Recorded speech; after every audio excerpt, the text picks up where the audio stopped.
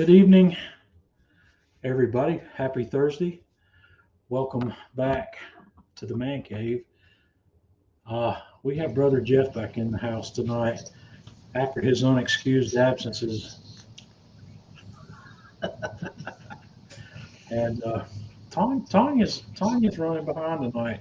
I think she's making some coffee. She said she was going to make some coffee, but she'll probably be jumping in here momentarily. Let me flip over to the comments field. Ryan, glad you could make it in here with us tonight. Jeff, I've been looking forward to tonight. It's bourbon night. Are you drinking with me tonight? Yepper. Eagle Rare? Yepper. Yeah, you're the only person I know that has an abundant supply of Eagle Rare. We have a dead soldier. Oh boy. Well, Hats off. I'm going back to the Knob Creek that I had last week because if I'm persistent, I might be able to finish that bottle off tonight. We'll see. And Tanya Your lovely wife in just here made with it in. Yeah. Hey Tanya, Hey, did you get your coffee made? I got my coffee made. Oh boy. And more importantly, Lily got her coffee made too. Well. And she's wearing a classic shirt. Yes. Oh yeah, that's a joke with us because that's one of my favorite shirts of hers is that Goonies shirt. I picked that out somewhere. I don't remember where we are, but I saw that and I said, "You got to buy that," and she did. I did. I bought it. It's not very often that John says to me, "You should buy this," and it's like an item of clothing. Usually, you should buy this as like, I don't know, I didn't get that. I didn't get. I'm not as many fingers in that glass as I normally am. Hey, Mike, Brian, Hank, excellent. We got some of the regulars here. We're gonna have a drink, and tonight Hank is going to be having Woodford Reserve, right? Probably. Is that the right one? I'm having this Knob Creek 12-year-old. It's funny, we were talking about this today earlier in my little chat group, and I was talking about how I haven't seen this lately, and I went to the liquor store today, and they had 6 of these on the shelf. I didn't buy another one. The Knob Creek 12-year-old for me is good. I like it a lot. It's $69 for a bottle of that, and when I'm gonna spend $69 on Knob Creek, I'm gonna buy that black label one you see right behind me up there. That tan label is the 9-year-old. It's pretty good. It's their base offering, and that black label is the single barrel reserve. And the single barrel reserve is like 120 proof, and it's the same price as that 12-year-old, and I really like it.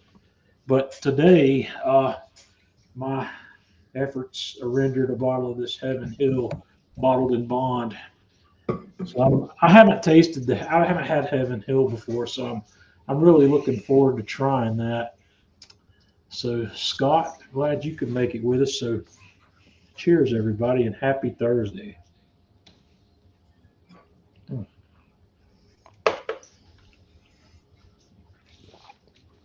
I've gotten slack in my bourbon drinking. I have been drinking bourbon 2 nights a week, typically Monday and Thursday, and I haven't had bourbon on Monday for a while now. It's been cut back down to one night. There's your question, Jeff. Vacation was great, buddy. In the mountains. It was cool. Did you keep any of those trout that your granddaughter caught? No. We turn them in and they give them out to other people. Yeah. Those that one you showed me might have been a rainbow trout. They were all rainbow trout. All of them? Yep, all 31 of them. Nice. Randy's the one having the Woodford Reserve. Woodford, yeah. I'm trying to remember what everybody drinks. Yeah, I can't remember it all either. So, but yeah, this bottle of Knob Creek might get finished off tonight, maybe. If not, it'll be very close. I'm not familiar with that one, Sandy. Jeff, have you heard of this one? Nope.